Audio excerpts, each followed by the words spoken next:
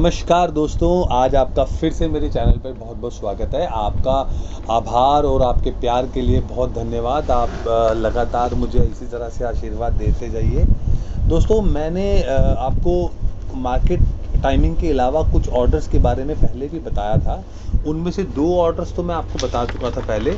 जैसे कि एक होता है pre open market session, market खुलने से पहले जो आपको 15-20 मिनट के अंदर ऑर्डर्स, मतलब उसमें से 9 से 9:15 का टाइम जो बताया था आपको कि 7-8 मिनट में आपके ऑर्डर लगते हैं, पहले 7-8 मिनट में, उसके बाद एग्जीक्यूट होते हैं ऑर्डर मैच होके। तो वो होता है प्री ओपन मार्केट। दूसरा मैंने आपको बताया था पोस्ट मार्केट सेशन, या जिसको क्लोजिंग सेशन भी बोल देते हैं हम। वो होता है मार्केट क्लोज होने के 10 मिनट के बाद स्टार्ट होता है। जैसे 3:30 पे मार्केट ख़त्म हुई, फिर 3:40 से 4 बजे का टाइम।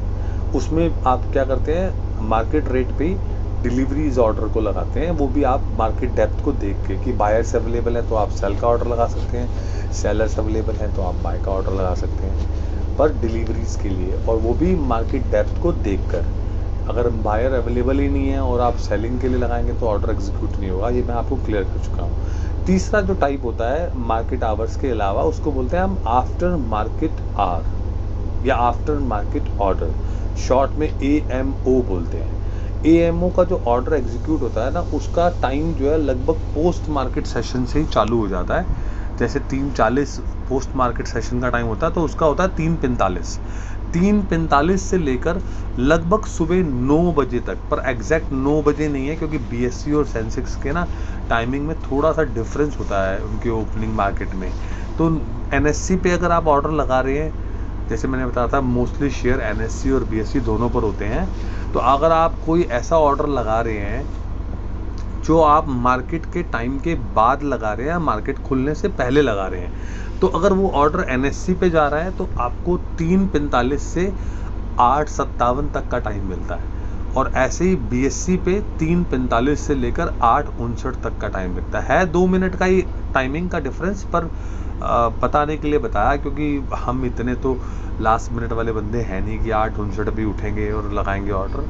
पर चलिए, एनीवेज, इसको बोलते हैं दोस्तों AMO। एक्चुअल में AMO होता क्या है, मैं आपको समझाने की कोशिश करता हूँ। देखिए, सबसे बड़ी बात है कि जैसे मान लीजिए आप शेयर मार्केट के प्लेटफॉर्म को बार बार ट्रैक करना नहीं चाहते, बार बार उसका लॉगिन करके उसको देखेंगे, आपकी इन्वेस्टमेंट कम हो रही है, ज़्यादा हो रही है, घबराहट होगी, इंट्राडे खेलना शुरू कर दोगे। तो इन सब से बचने के लिए एक बहुत बेहतरीन ऑप्शन है, मैं इसको अच्छा ऑप्शन मानता हूँ, क्योंकि वो प्योरली जो है ना इन्वेस्टर्स के लिए बहुत बढ़िया चीज़ है। इन्वेस्टर को रोज़ रोज़ घड़ी घड़ी मार्केट देखने की कोई ज़रूरत नहीं है दोस्तों। जैसे मान लीजिए मुझे एक स्टॉक है सुमेधा फिजिकल, या एक आइडिया है, या एयरटेल है, या जो भी है, आपको जो आप जिस ऑर्डर को, जिस शेयर को ट्रैक कर रहे हैं, आप उस ऑर्डर पे स्टिक टू हैं, तो उस पर थोड़ी बहुत ना आपकी स्टडी होती है, थोड़ी रिसर्च होती है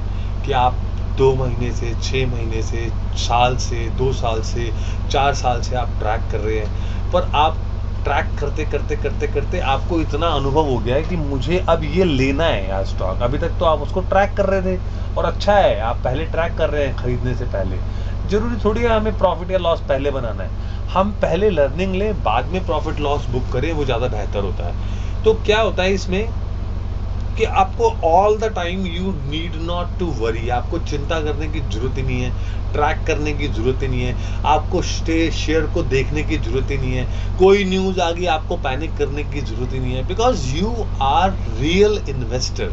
एंड आई ऑल्सो प्रेफर, मैं भी ये प्रेफर करता हूँ कि हम एक रियल इन्वेस्टर बने, हम शॉर्ट टर्म वाले बंदे ना बने, खरीदने बेचने वाले, फटाफट लॉस बुक करा, फटाफट प्रॉफिट बुक करा, क्योंकि भाइयों उसमें वैसे भी कुछ नहीं मिलता, क्योंकि इतने सारे चार्जेस होते हैं और अंत उसका बुरा ही है। बट चलिए, I just want to give you more information about this, कि जो आफ्टर मार्केट ऑर्डर है उसमें आप बाय और सेल दोनों तरह के ऑर्डर लगा सकते हैं। इसका टाइम जो है मार्केट के टाइम के बाद शुरू होता है। जैसे एक्चुअल में तो मार्केट का टाइम 9:15 से 3:30 होता है, पर ये 3:45 से चालू होता है और लगभग 9 बजने में 2-3 मिनट पहले आपको टाइम, मतलब जैसे आज मार्केट 3:30 बजे अगर क्लोज होती है तो 3:30 बजे के 15 मिनट के बाद से लेकर अगले दिन जब भी मार्केट खुलेगी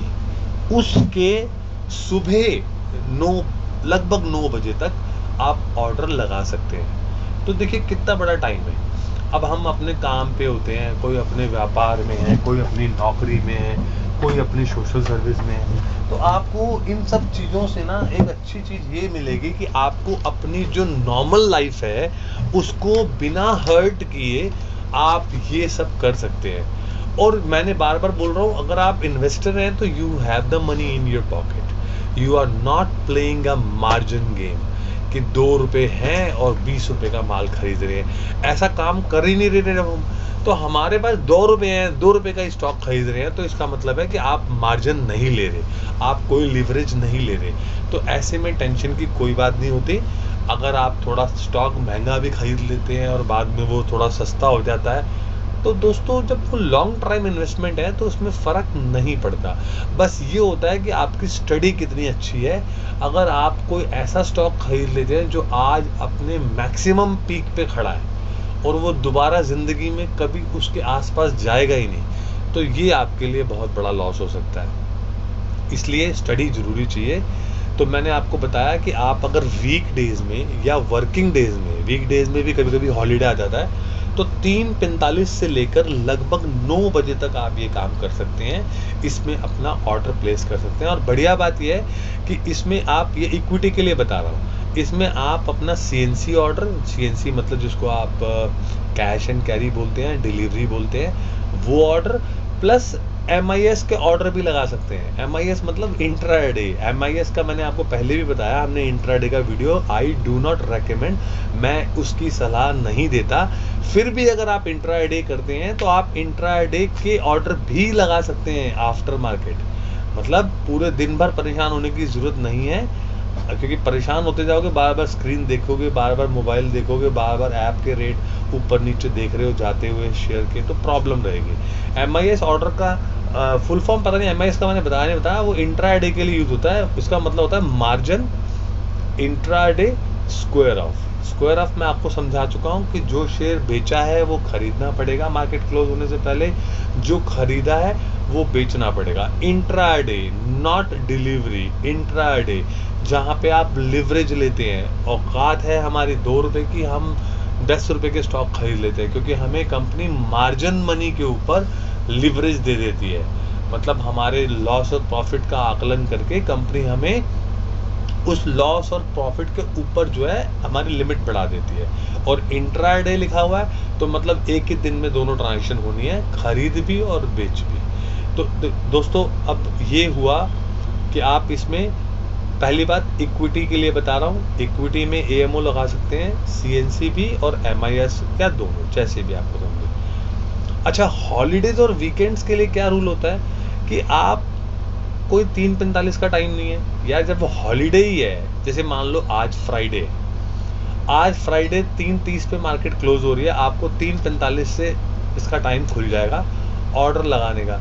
अब मंडे को खुलनी है मार्केट, तो आपके पास मंडे सुबह लगभग 9 बजे तक का टाइम है। जैसे BSE NSE में 2-3 मिनट का फ़र्क है, तो 8:57 एक में और एक में 8:59 तक का टाइम है, आप ऑर्डर को प्लेस कर सकते हैं। तो देखो कितना लंबा टाइम हुआ। आप जितनी मर्जी रिसर्च करो, जितनी बार मर्जी ऑर्डर डालो, आपका ऑर्डर तो मंडे को एग्जीक्यूट हो रहा है ना। लगभग आपके पास 2 दिन पूरे, मतलब सैटरडे तो है ही, संडे भी है, फ्राइडे का भी दिन बचा हुआ है और मंडे मॉर्निंग भी है। तो आपको अपनी लाइफ ख़राब करने की ज़रूरत नहीं है। आप जब टाइम मिले आप तब रिसर्च को तो कर ही चुके हैं, आप अपना ऑर्डर कभी भी प्लेस कर सकते हैं। तो ये तो हुआ दोस्तों आफ्टर मार्केट ऑर्डर। अब आफ्टर मार्केट ऑर्डर ना करेंसी के लिए भी होता है, पर करेंसी के लिए टाइमिंग थोड़ी सी अलग हो जाती है। उसमें क्या है, 3:45 से 8:50 तक का टाइम है। करेंसी आप समझ गए होंगे, जैसे आप करेंसी डॉलर में आप डील करते हैं या जापानीज़ करेंसी में डील करते हैं, तो उसमें भी ना करेंसी ट्रेडिंग के बारे में मैं अभी इसलिए एडवाइस नहीं करता क्योंकि मैं उसके बारे में इंटरेस्टेड नहीं हूँ। वो भी एक बड़ी गेम्स है, तो इसलिए I don't want to you to involve in currency for now. But चलिए, एफ होते हैं। एफ में क्या है, ये फ्यूचर्स होते हैं, निफ्टीज होती हैं। आप एक तरह से लॉट का लॉट खरीद लेते हो, आप पूरा का पूरा।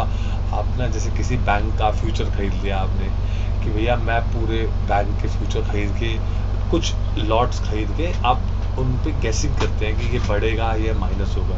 तो वो होता है एफ उसका टाइम होता है लगभग, उसमें 10 मिनट एक्स्ट्रा मिल जाते हैं। 3:45 जैसे आज मार्केट क्लोज हुई तो 3:45 आज दोपहर से चालू होकर अगले दिन सुबह 9:10 तक। ऐसी तीसरी चौथी चीज़ होती है MCX, जिसको हम कमोडिटी बोलते हैं।